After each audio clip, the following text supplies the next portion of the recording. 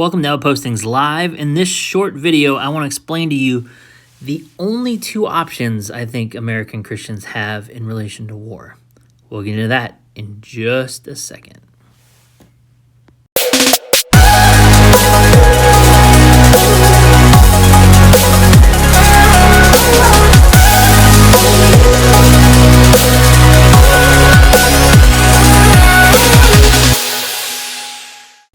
Hello, my name is Greg, and I'm glad that you're joining us on Outpostings Live.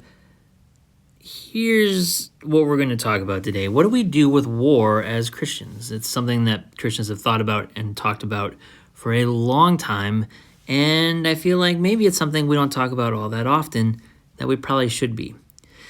My assumption is that most of us think about war the way Adrian Pimento thinks about killing kids. Greg, who are we killing? I want 2 kids. That's a rule. But that rule is negotiable if the kid's a dick. No, babe, we don't want you to kill anyone. What? Most of the time, we don't want our governments killing anybody. Most of the time, we don't want our military killing anybody. Almost all of the time, we would prefer them not to do any killing at all. But every once in a while, somebody's so bad or so broken or so evil that killing is the only thing we can do. Let's talk about that. I believe actually as Christians, we only have 2 options when it comes to how we interact with evil in the world, and particularly evil around war. The first one is we simply don't do it.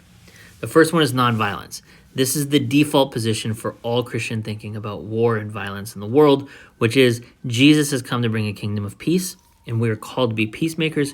We're called to not kill. And so any other thinking we do about it has to start from this place. We are called to nonviolence. That's what it means to be Christian. It's what it means to follow Jesus.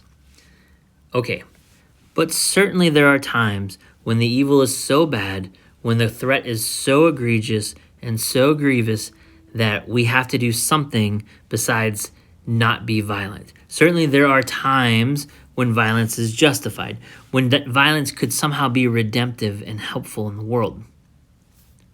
I don't really believe that, but I do think the church has thought that at different points in history.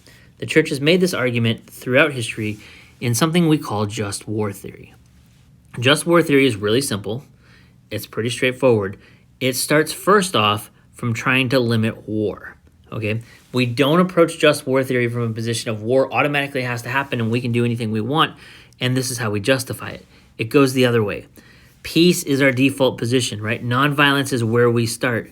But once in a while, Christians have said maybe we need to be able to do something in the world that looks violent. How do we do that?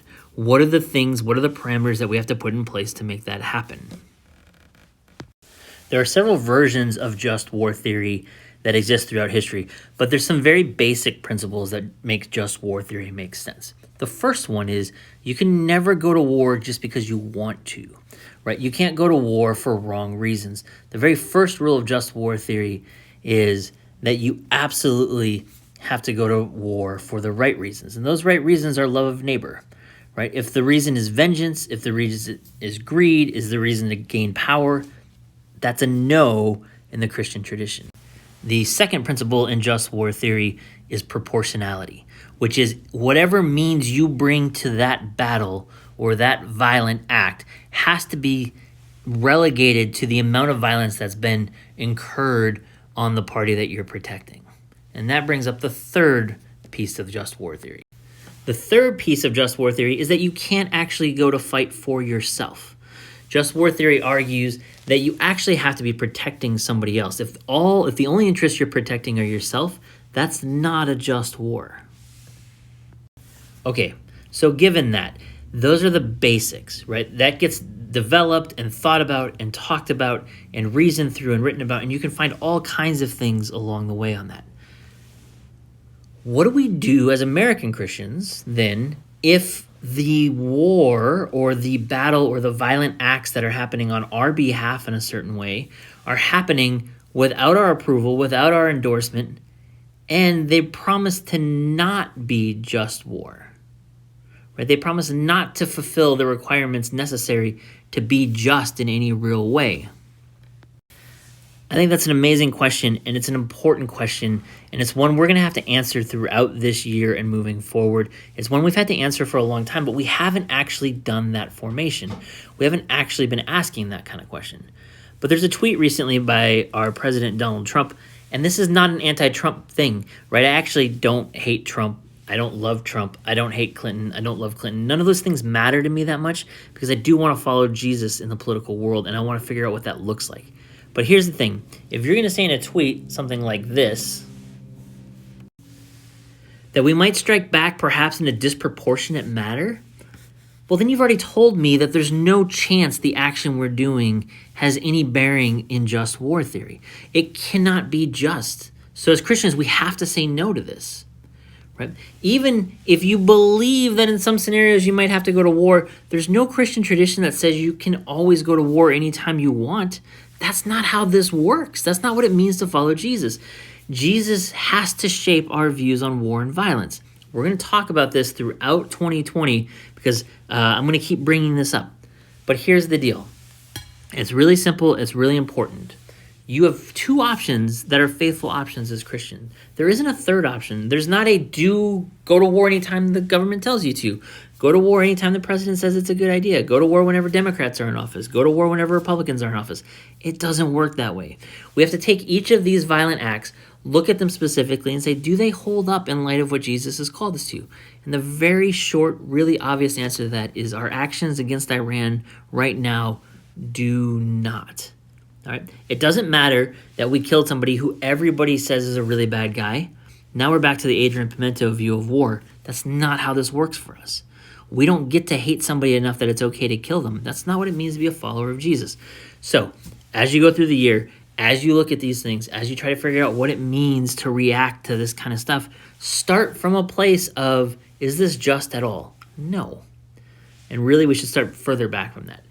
Is this nonviolent? Obviously, it's not. Is there a good reason for it not to be nonviolent?